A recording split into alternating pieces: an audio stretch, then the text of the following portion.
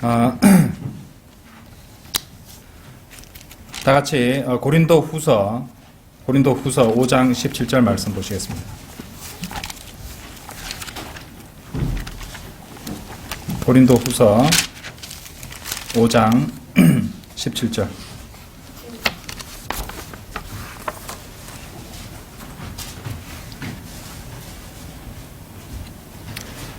제가 받들어 읽겠습니다.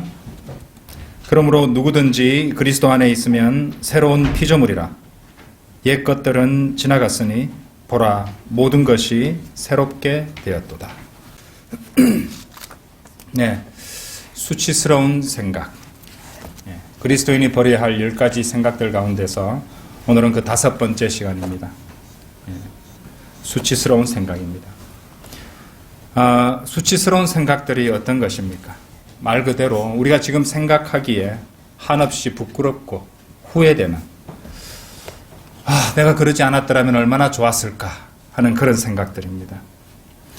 또 구원받은 그리스도인으로서 생각할 때 차마 입에 올리지도 못할 죄의 기억들입니다. 셀 수 없이 많은 과거의 실수들, 과거에 저질렀던 죄악들, 과거에 남에게 잘못했던 일들, 그 모든 죄들의 기억이고 생각들이 됩니다. 지금 생각하기에는 참으로 수치스러운 것들이어서 혹시라도 다른 사람이 다가와서 그것에 대해서 이야기하면 어쩌나 하는 두려움마저 생겨나는 일들이 있을 것입니다. 장담하건대 여러분이 만일 그런 생각들을 제대로 처리하지 못하신다면 결국 그런 것들이 인생의 트라우마로 남을 것이고, 그래서 그것을 여러분들이 두려워하고 무서워하고 피하고자 하는 그런 것이 되어버려서 결국에 그것 때문에 여러분들이 지배를 당하는 일이 발생할 수 있습니다. 그렇습니다. 이 수치스러운 생각이야말로 성도의 신앙생활을 공격하고 지배하기 위해서 마귀가 사용하는 주요 수단 가운데 하나인 것입니다. 오늘 이 공부를 통해서 우리는 이 수치스러운 생각을 극복하는 귀한 계기를 마련해야 될 것입니다. 수치스러운 생각을 버리라. 첫 번째로 수치스러운 생각들, 자신의 수치스러운 생각들에 직면하고 보혈을 적용하십시오. 생각해 보십시오. 모든 것을 알고 계시고 또 주관하시는 하나님께서 그분의 성도가 갖고 있는 수치스러운 생각들에 대해서 과연 하나님께서는 어떤 생각을 갖고 계실지 한번 가늠해 보십시오. 하나님께서 여러분들이 그런 과거의 죄들로 인해서 낙심하고 무기력하게 주저앉아서 다시 죄들의 생활로 돌아가기를 바라시겠습니까? 상식적으로 생각해도 아니겠죠. 결코 그렇지 않습니다. 하나님께서는 우리의 지은 그 모든 죄들에도 불구하고 그분의 독생자의 보혈로서 우리를 구속하여 주신 분이십니다. 그것이 다가 아니죠.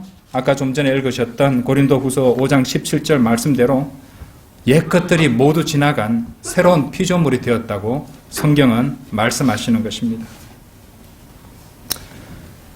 옛 것들에는 당연히 현재 이 성도를 괴롭히고 있는 수치스러운 생각들도 분명 포함될 것입니다.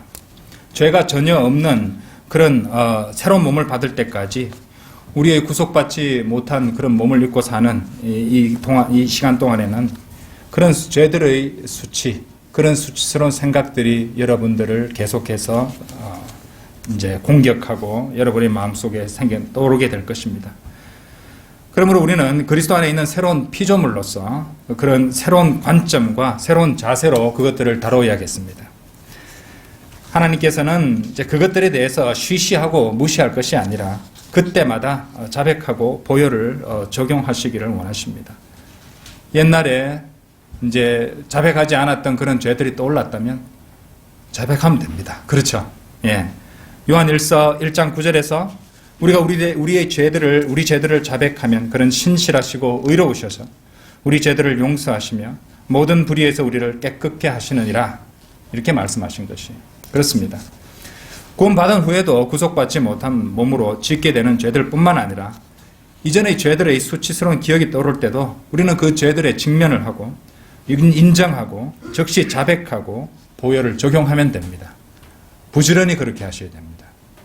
주님과의 온전한 교제를 유지하기 위해서예요. 구원을 유지하기 위해서가 아닙니다, 여러분들. 어떤 분들은 과거의 죄들을 다 자백해야지 구원받는다고 사람들을 이렇게 호도하거나 속이는 자들도 있습니다. 그렇지 않습니다. 예. 떠올랐다면 자백하면 되는 것입니다. 주님과의 온전한 교제를 유지하기 위해서죠. 자, 성경의 진리를 알고 나서 자신이 살아온 죄들의 과거가 부끄럽고 싫은 것은 당연한 일 아닙니까? 그렇죠? 우리 그리스도인들은 뭐 대단한 사람이 된 것이라기보다는 구원받은 죄인들이에요. 그렇죠? 실질적인 개념에서 봤을 때 구원받은 죄인입니다. 그렇죠? 그러니까 구원받았다고 자신이 무엇이나 된 듯이 우쭐해지고 교만하고 위선적인 태도를 가지는 것은 꼴불견입니다. 더욱더 겸손해야죠. 그렇죠? 진리를 깨달았으므로 나 같은 추악한 죄인이 구원받고 조금이라도 주님의 일을 할 수 있다는 것은 주님의 자비와 은혜, 그것이 아니었다면 결코 가능한 일이 아니다는 걸 인정하고 살아야 되는 것입니다. 결국 우리가 자랑하고 내세울 수 있는 것은 우리가 그저 받은 하나님의 의, 곧 주 예수 그리스도십니다. 그렇습니다. 그러므로 수치스러운 일들이나 죄들의 기억이 떠올랐다면 우리는 겸손하게 인정하고 자백하면 됩니다. 새로울 것도 없습니다. 놀라울 것도 없습니다. 그렇죠? 그리고 우리 주님의 보혈을 주장하시면 됩니다. 만일 그렇게 하지 않으면요, 마귀는 몇 번이고 그 과거의 잘못들과 죄들을 반복해서 떠올리게 할 것이고, 그것을 이용해서 하나님이 아닌 세상과 사람들을 두려워하게 만들 것이에요. 그러면 그 성도는 결코 그리스도를 증거할 수도 없고 하나님께 쓰임받을 수도 없는 상황에 이르게 될 것입니다. 만일 여러분들 가운데 죄들의 기억으로, 이전의 수치스러운 생각으로 허덕이고 있는 분이 있다면 하나님께 자백하십시오. 보혈로 씻고 그분께로 돌이키십시오. 그것이 우리가 마땅히 취해야 할 자세가 되는 것입니다. 자, 그것에 대한 훌륭한 그림이 되는 사건이 창세기 35장에 잘 나와 있습니다. 한번 열어보시죠. 창세기 35장.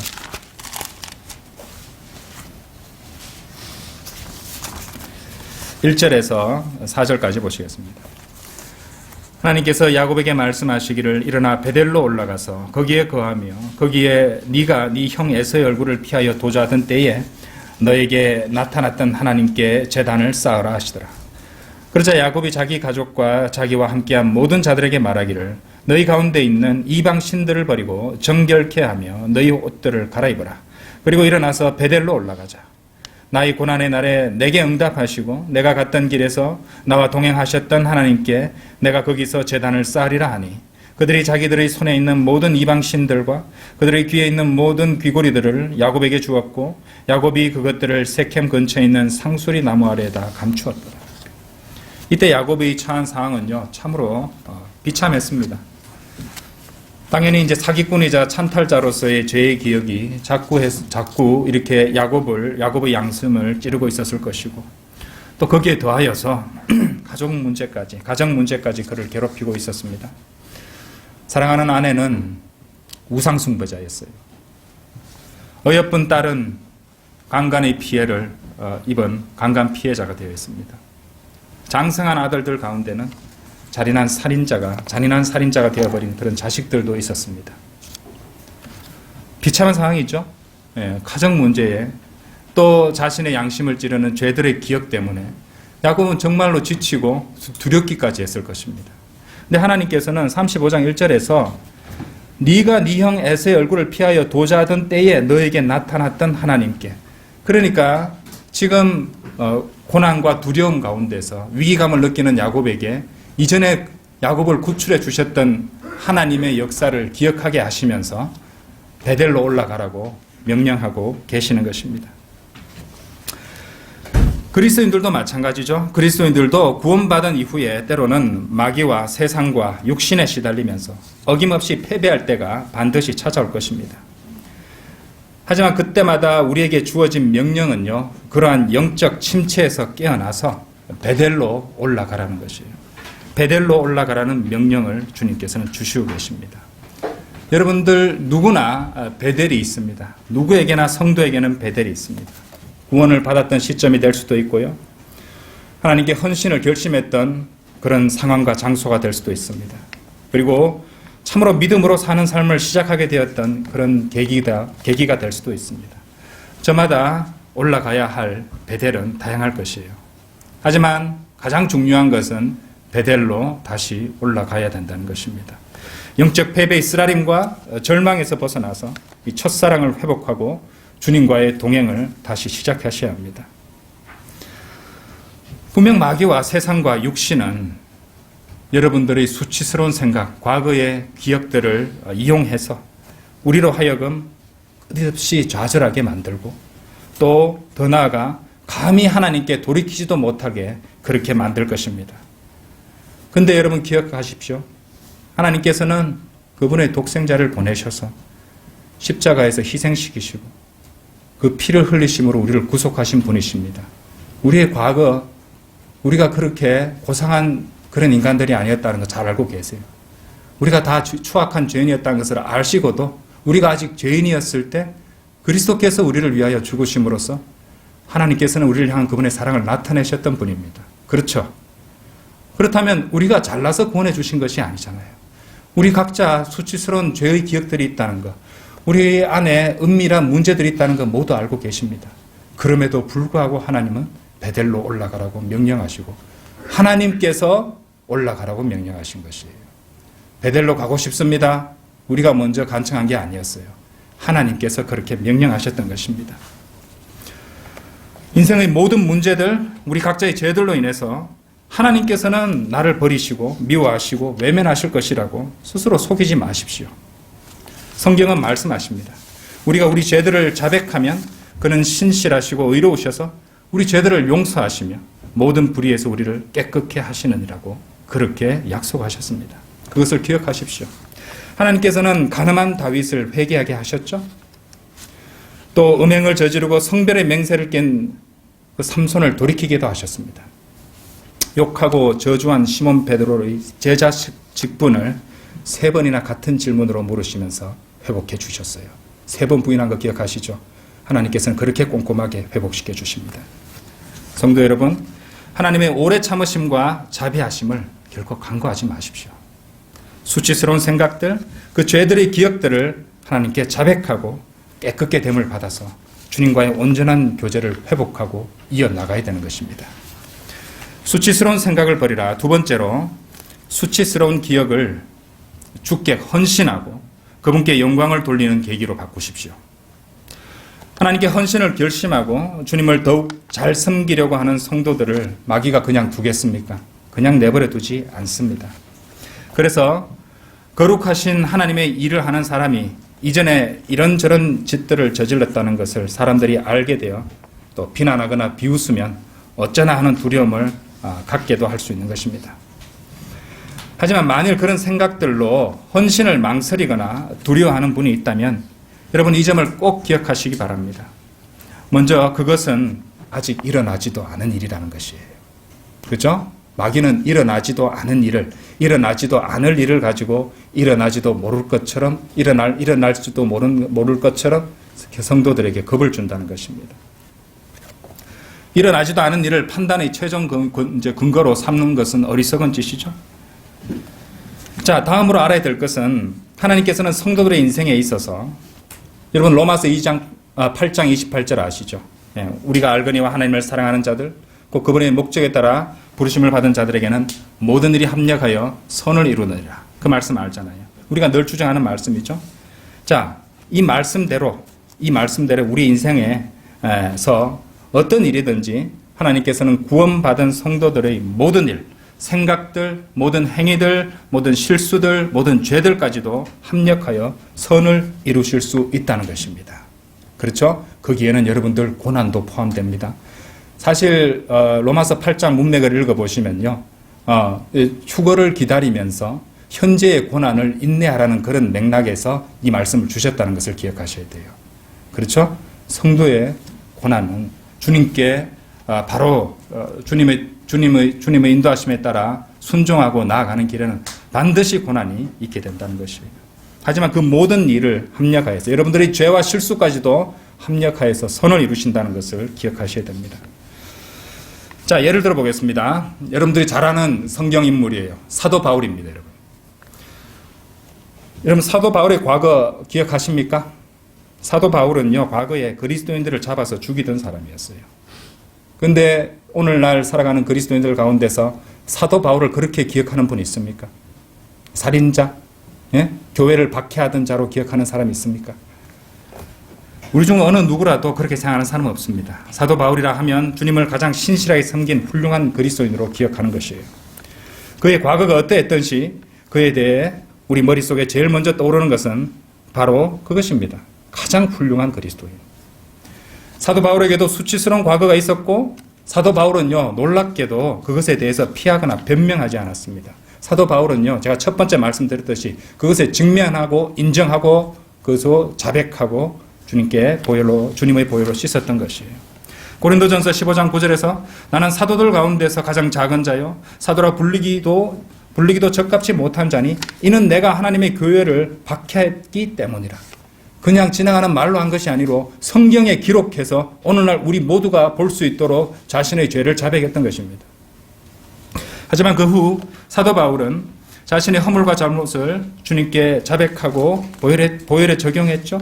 그렇기 때문에 모든 수치스러운 생각들을 극복할 수 있었고 사도 바울은 이렇게 고백할 수 있었습니다. 여러분들도 이런 고백을 할 수 있어야 돼요. 빌립보서 3장 한번 보십시오.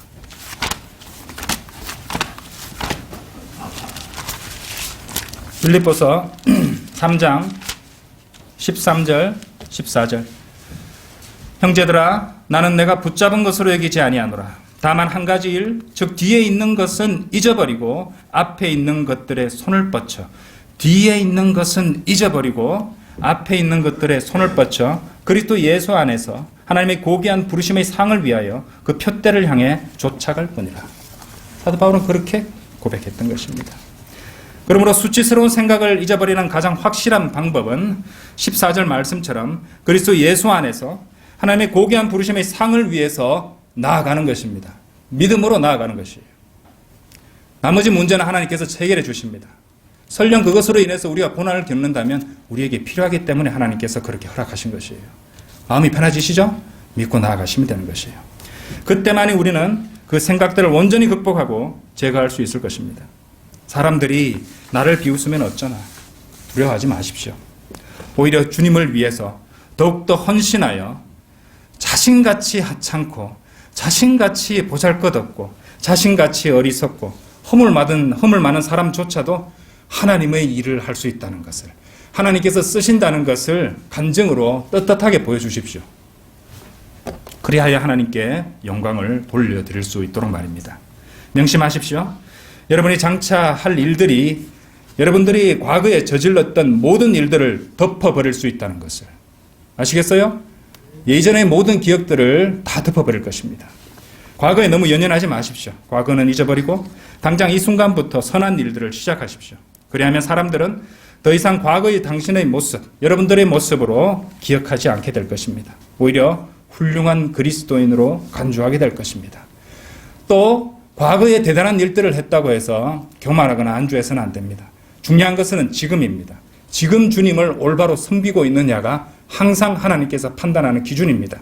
과거에 위대한 일들을 했던 하나님의 사람들이 타락하고 배교해버린 예들을 우리는 많이 보았습니다. 연연히 하지 마십시오. 중요한 것은 현재입니다.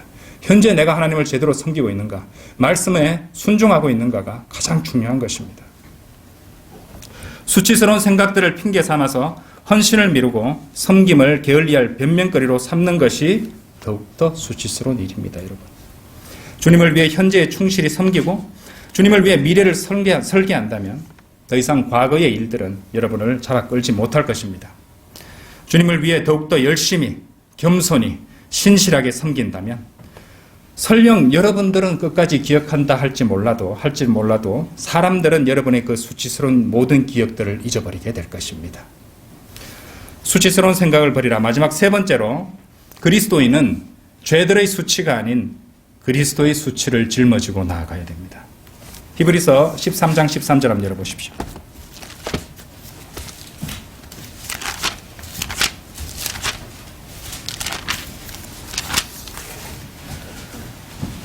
그러므로 우리도 그의 수치를 짊어지고 진영 밖에 있는 그에게로 나아가자.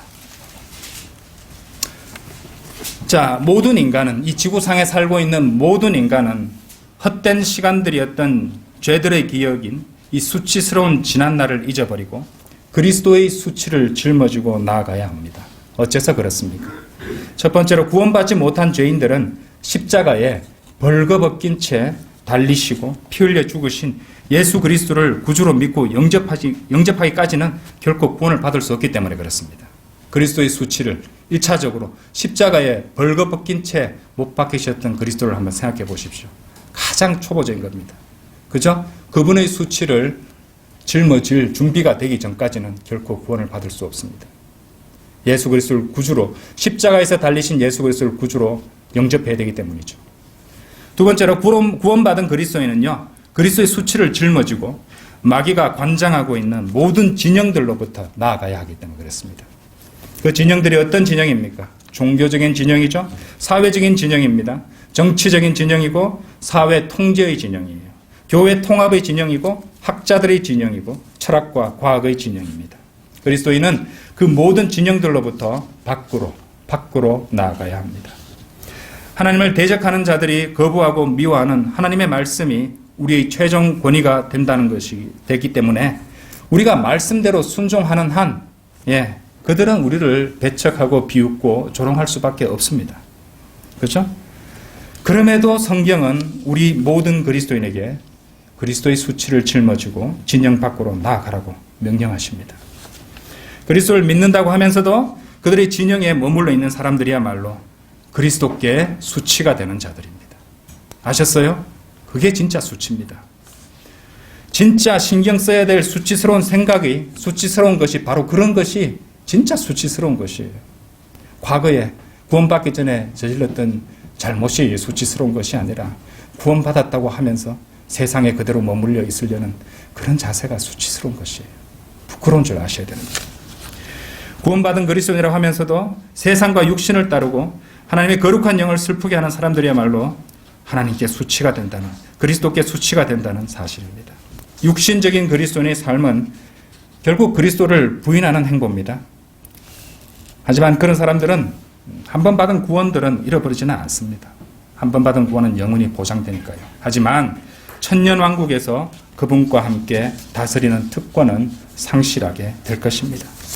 자, 디모데후서 2장 12절 한번 보십시오. 디모데후서 2장 12절.